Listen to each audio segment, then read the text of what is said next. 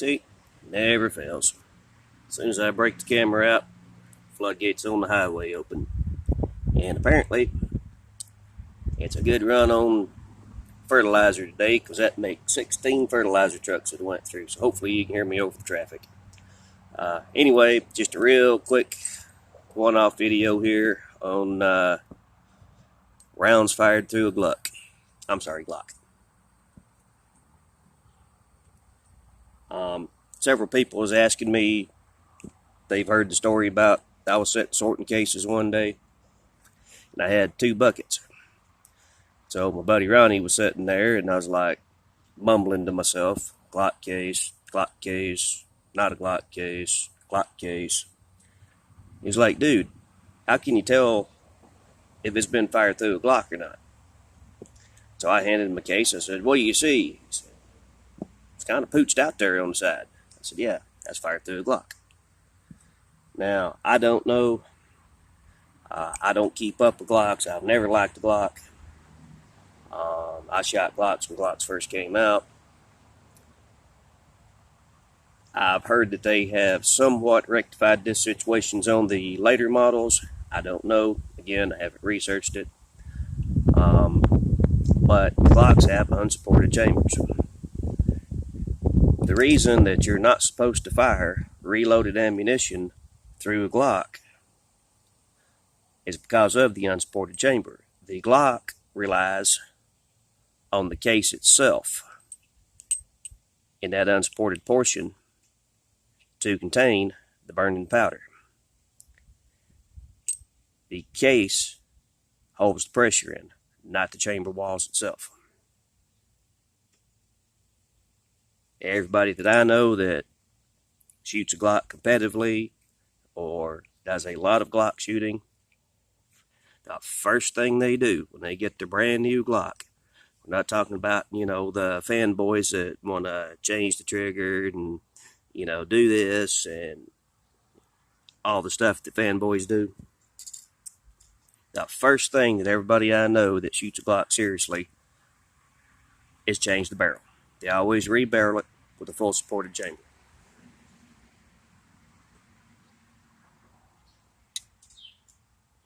So, get my chopstick out here.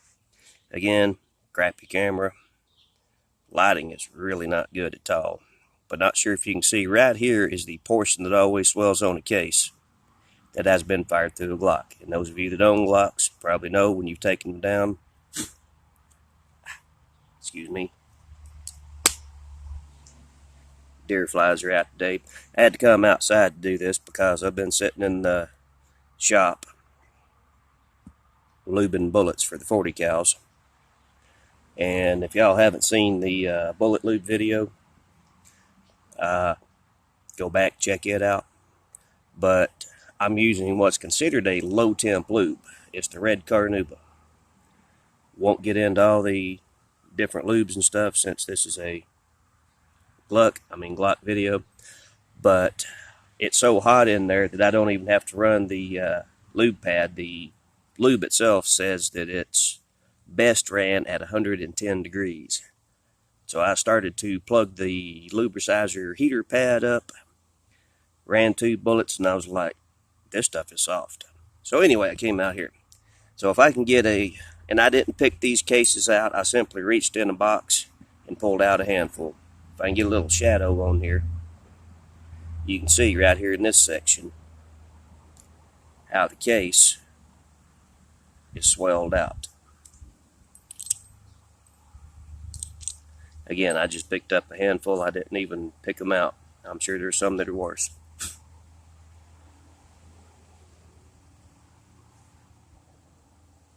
And if you can see how the case is bulging. And it's not generally all the way around. It's a one-sided thing. A lot of times it will cover like half the case. Again, I don't know the difference in the different generations, Gen 1, Gen 2, Gen 3. Yes, I know they're up to Gen 5 now, but that's about as far as I get into Glucks. Now the wind's picking up. But this part of the case is not supported by the chamber walls. if I don't run out of time here on my video, real quick, the police department had got in, not reloaded, not hand loaded, but it was remanufactured, commercially reloaded ammo. I forgot the name of it. I could look it up if anybody's interested and leave a thing in the comments and I'll tell you what brand it was. But the PD runs 45 Glocks. Back to your pressures, this is all 40 Smith & Wesson. 9mm 40 Smith & Wesson, SAMI specs are 35,000 PSIs. 45 ACP is just under 22,000. A lot lower pressure. And now the neighbor decides to start blazing away. See what happens every time I try to make a video? Anyway, even at the lower pressure of the 45 cases, this stuff they got in for their range qual ammo, during the whole recertification of the entire department, which not a big town, not quite a small town, but not like we have that many city officers. Over the course of qualifications, they had 3 blowouts.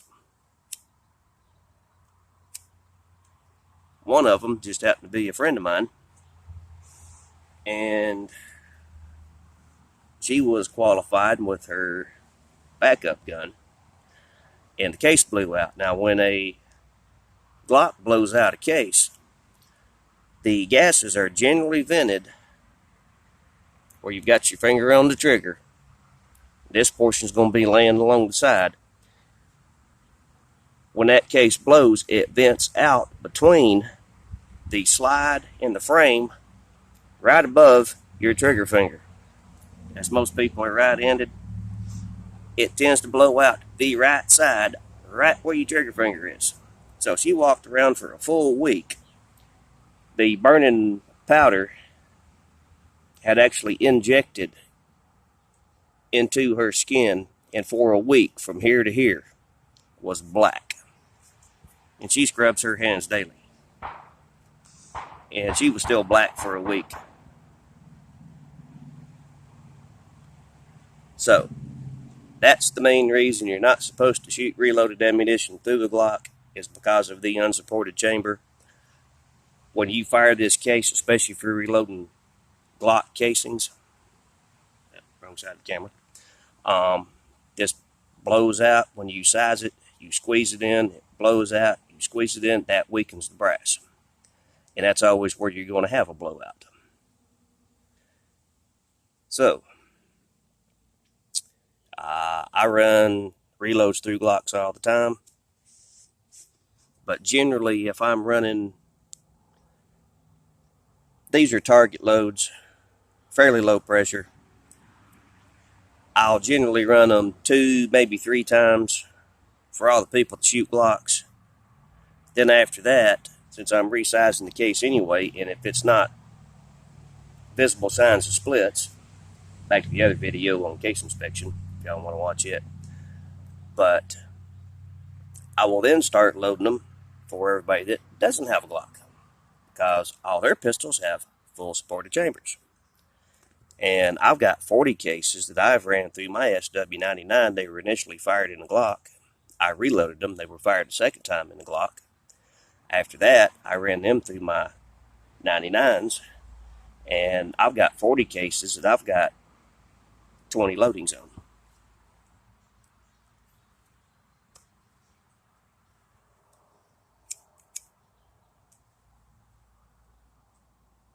Wait for the semi.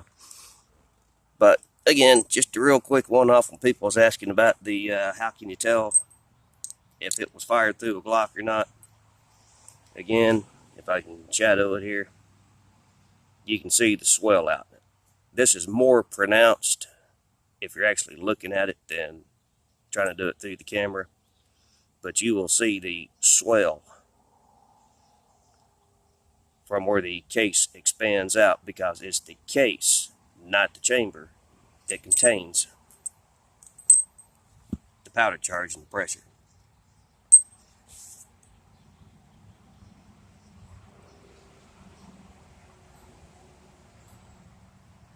and another fertilizer truck. So, again, if I don't run out of time here, we'll do just a quick one off on the pressures we're talking about here. 9mm 40 Smith & Wesson, same spec pressures, 35,000 psi. 45 ACP. Again, the 45 ACP gets a little wonky, but the general accepted pressure is 21,700 feet. Sorry, I'm getting distracted by all the traffic here. Not feet per second. 21,700 psi. Again, I'm not a 45 fan. I'm packing a 45. Great for turtles. But I love my 40s for the simple fact, one, the case size is smaller, you get more rounds in. As far as performance, ballistically speaking, a 40 is still better, and I know I'm going to get hate mail for this. A 40 is still better ballistically than a 45 ACP. Reason being, the best velocity and ballistic round that you're going to get from an ACP is going to be the 185 grain bullets. That is the lightest bullet you can put in the 45 ACP because of bearing surface and bore diameter.